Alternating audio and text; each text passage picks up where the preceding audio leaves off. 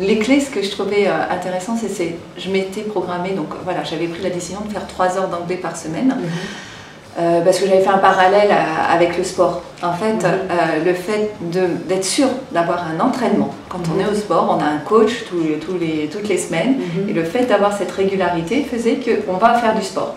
Et dès qu'on n'a pas de coach, voilà, il faut une très très très grande motivation. Si on n'a pas de coach pour nous dire, faut venir. Et en fait, je me suis appliqué le même principe.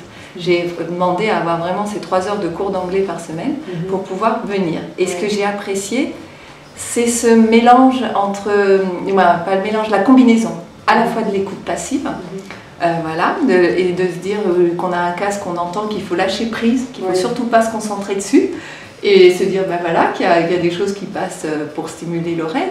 L'écoute active, où plus ça allait, plus je m'amusais en fait à répéter, essayer de trouver la même chose que la personne, imiter, voilà, l'imitation.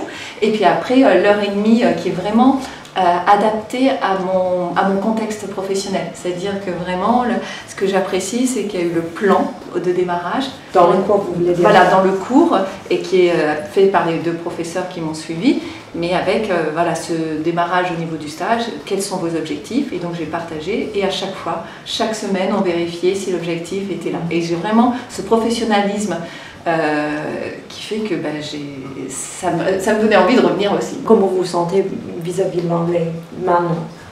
Une joie. Je me suis même vue en train de parler en anglais dans la rue et même de réfléchir en anglais.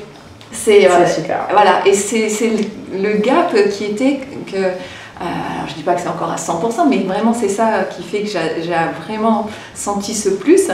C'est que maintenant je commence à réfléchir et la phrase sort en anglais. Alors que, on va dire que sur les premières semaines de stage, je réfléchissais en français et je faisais de la traduction en anglais. Oui, voilà. C'est souvent...